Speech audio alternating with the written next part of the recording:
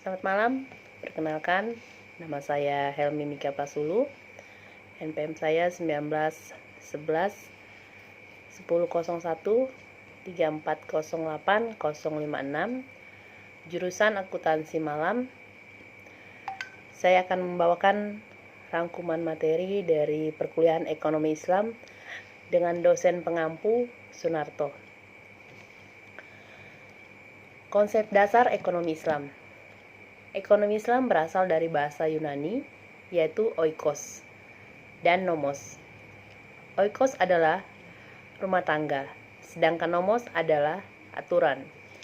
Sehingga ekonomi Islam adalah pengelolaan atau aturan-aturan rumah tangga atau bangsa atau negara dan dunia yang bertujuan untuk menciptakan barang dan jasa dalam memenuhi kehidupan sehari-hari yang berdasarkan syariah Islam untuk memenuhi kebutuhan manusia di dunia maupun di akhirat. 3 aspek dasar ekonomi Islam yaitu yang pertama, aspek akidah, yang kedua, syariah, dan yang ketiga, akhlak. Karakteristik ekonomi Islam terdiri dari harta milik Allah, ekonomi terkait akidah, keseimbangan antara kerohanian dan kebendaan, keadilan, bimbingan konsumsi, keseimbangan dalam melindungi kepentingan individu dan masyarakat, zakat, dan yang terakhir adalah larangan riba. Karakteristik perekonomian Islam. Dalam karakteristik perekonomian Islam terdiri dari beberapa hal. Yang pertama, adil.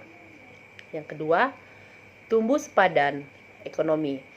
Tumbuh sepadan mencerminkan pertumbuhan ekonomi yang setara dengan fundamental ekonomi negara.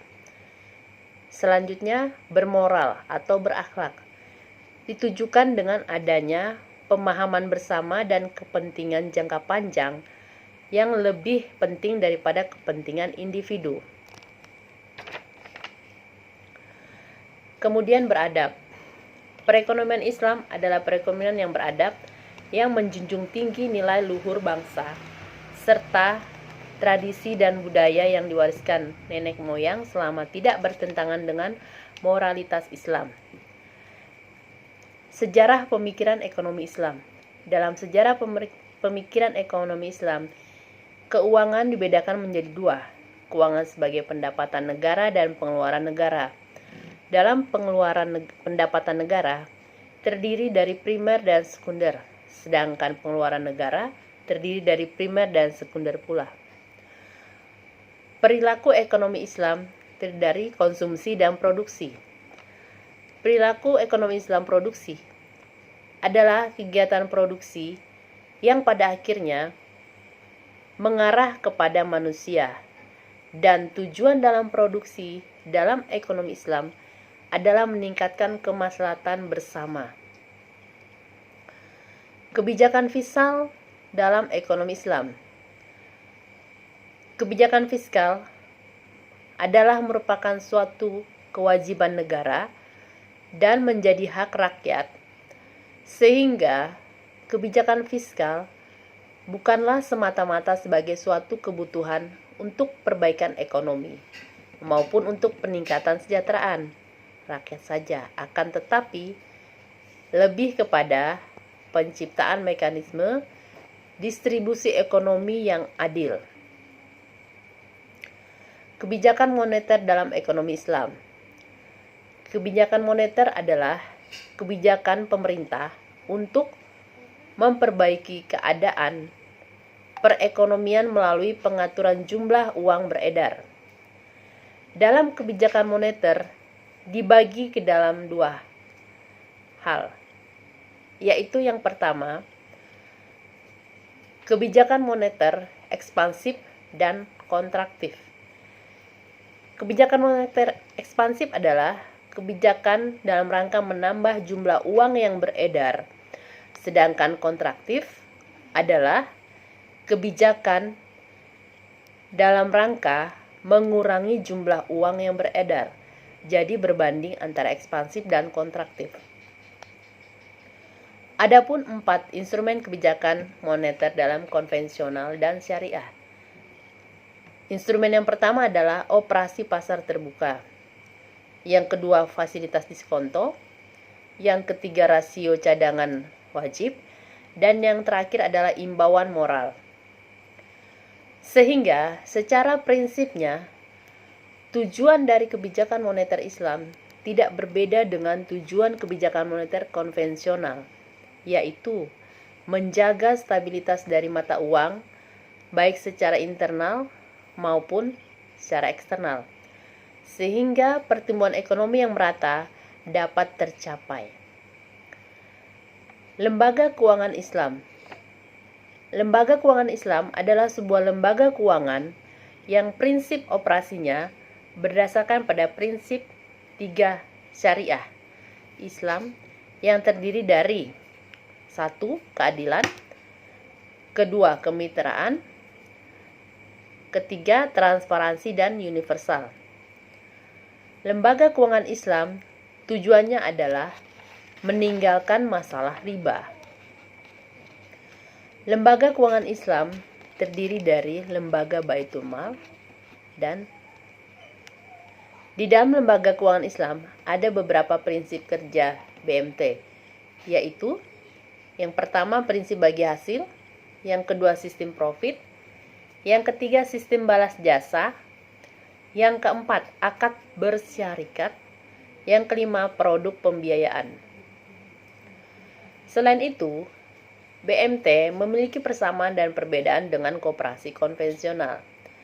Persamaannya terdiri dari yang pertama, sama-sama memperjuangkan kepentingan rakyat golongan bawah. Yang kedua, mengandung unsur ekonomi dan sosial yang saling berkaitan. Yang ketiga, memiliki tujuan yang sama, yaitu mensejahterakan anggota pada khususnya dan umumnya, serta memiliki konsep kerja yang bergerak di bidang 3 sektor, yaitu jasa keuangan, melalui simpan pinjam, sektor sosial, dan real. Sedangkan perbedaan dari koperasi konvensional antara lain 1. Konvensional memberikan bunga pada setiap nasabah sebagai keuntungan koperasi, sedangkan syariah dengan bagi hasil. Kemudian pengawasan dalam konvensional adalah kinerja, sedangkan syariah selain kinerja juga pengawasan syariah ditekankan pada prinsip syariah yang sangat dijunjung tinggi. Konvensional menyalurkan sistem kredit, sedangkan syariah melaksanakannya secara tunai. Konvensional tidak menjadikan usahanya sebagai penyalur zakat, berbeda dengan koperasi syariah. Zakat dianjurkan bagi nasabahnya. Lembaga Keuangan Islam atau takaful. Kemudian, peran negara dalam perekonomian Islam. Peran negara dalam perekonomian Islam adalah bahwa negara itu bertugas dan bertanggung jawab untuk menegakkan keadilan dalam ekonomi. Tugas lainnya yang sangat urgent adalah mencegah terjadinya kezaliman dengan berbagai bentuknya dan wajib menindak para pelanggar hukum di bidang ekonomi. Sehingga dalam ekonomi Islam, tujuan kebijakan fiskal adalah untuk menciptakan stabilitas ekonomi dan tingkat pertumbuhan ekonomi yang tinggi. Permasalahan ekonomi dan solusi menurut ekonomi Islam. Faktor-faktor yang mempengaruhi masalah ekonomi diantaranya tanah dan sumber alam, faktor produksi, serta faktor keahlian usaha dan modal. Solusi yang ditawarkan ekonomi Islam terdiri dari 6. Di antaranya yang pertama, penyaluran BLT yang berasal dari unit-unit pengumpul zakat maupun dari masyarakat. Yang kedua, penguatan wakaf uang atau BWI atau yang disingkat dengan Badan Wakaf Indonesia yang bekerja sama dengan lembaga keuangan syariah untuk mempromosikan wakaf ini. Yang ketiga, memberikan bantuan modal usaha unggulan secara saat krisis. Yang keempat, memberikan pinjaman yang tidak mengambil manfaat atau keuntungan. Dana yang dikumpulkan oleh unit-unit atau organisasi pengumpul zakat dapat digunakan untuk menyelamatkan kelompok UMKM yang krisis atau terancam. Yang terakhir, pengembangan teknologi finansial syariah untuk memperlancar likuiditas pelaku pasar daring secara syariah. Demikianlah rangkuman dari materi ekonomi Islam yang dapat saya sampaikan pada malam hari ini. Semoga materi ini dapat bermanfaat bagi kita semua dalam memahami pembelajaran perkuliahan ekonomi Islam. Sekian dan terima kasih.